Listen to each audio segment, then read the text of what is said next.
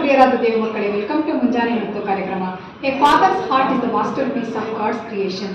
ಹೌದು, ಒಂದು ತಂದೆಯ ಹೃದಯವು ದೇವರ ಸೃಷ್ಟಿಯ ಮೇರು ಕೃತಿಯಾಗಿದೆ.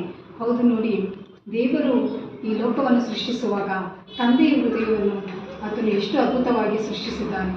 ಆ ತಂದೆಯ ಹೃದಯವು ಯಾವಾಗಲೂ ತನ್ನ ಮಕ್ಕಳಿಗಾಗಿ ಕನಿಕರ ಪಡುತ್ತದೆ. ಅದು ಎಂತಹ ಸಂದರ್ಭವೇ ಆಗಿರಲಿ, ಮಕ್ಕಳು ಒಂದು ವೇಳೆ ಅವರಿಗೆ ನೋವನ್ನುಂಟು ಮಾಡಿದರೂ ಕೂಡ ತಂದೆಯ ಪ್ರೀತಿ ಯಾವಾಗಲೂ ಮಕ್ಕಳ ಮೇಲೆ ಅಪಾರವಾಗಿರುತ್ತದೆ. ಇದಕ್ಕೆ ಉದಾಹರಣೆಯಾಗಿ ನಾವು ಸತ್ಯವೇದದಲ್ಲಿ ಅನೇಕ ತಂದೆಯರನ್ನು ನೋಡಬಹುದು. ನಾವು ಈ ವಾರ ಪೂರ್ತಿ ಈ ತಂದೆಯರ ಕುರಿತಾಗಿ ಅನೇಕ ವಿಷಯಗಳನ್ನು ಅರಿಯುವವರಾಗಿದ್ದೇವೆ. ಈ ದಿನದಲ್ಲೂ ಕೂಡ ನಾವು ನೋಡುವುದಾದರೆ ವಿಶ್ವ ಅಪ್ಪಂದಿರ ದಿನ ಎಂಬುದಾಗಿ ಆಚರಿಸಲ್ಪಡುತ್ತಿದೆ.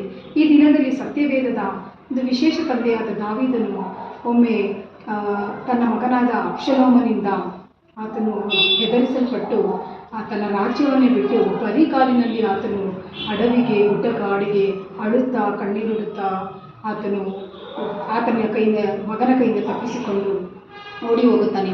ಮಾತ್ರವಲ್ಲದೆ ಆತನ ಮಗನು ಸೈನಿಕರನ್ನು ದಾವೀದನಿಗೆ ವಿರುದ್ಧವಾಗಿ ತಿರುಗಿಸಿರುತ್ತಾನೆ.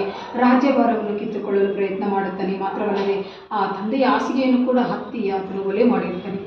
ಈ ರೀತಿ ಅಬ್ಷಲೋಮನು ತನ್ನ ತಂದೆಗೆ ಮೋಸ ಮಾಡಿದರೂ ಕೂಡ ಆ ದಾವೀದನು ಒಂದು ತಂದೆಯ ಹೃದಯ ಆ ಅಬ್ಷಲೋಮನು ತೀರಿ ಹೋದಾಗ, ಅಯ್ಯೋ ನನ್ನ ಮಗನೇ, ನೀನು ಸಾಯುವ ಬದಲು ನಾನು ಸತ್ತಿದರೆ ಎಷ್ಟೋ ಒಳ್ಳೆಯದಾಗಿತ್ತು ಎಂಬುದಾಗಿ ಆತನು ತುಂಬ ಗೋಳಾಡುವುದನ್ನು ನಾವು ಸತ್ಯವೇದದಲ್ಲಿ ಕಾಣುತ್ತೀವಿ.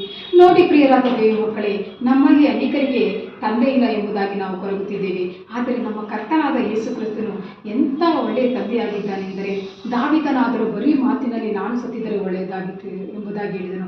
ಆದರೆ ಯೇಸು ಕ್ರಿಸ್ತನು ಅದನ್ನು ತನ್ನ ಕ್ರಿಯಾರೂಪದಲ್ಲಿ ತೋರಿಸಿ ನಮ್ಮ ಮೇಲಿಟ್ಟಿರುವ ಪ್ರೀತಿಗಾಗಿ ಆತನು ತನ್ನ ರಕ್ತವನ್ನು ಸುರಿಸಿದ್ದಾನೆ.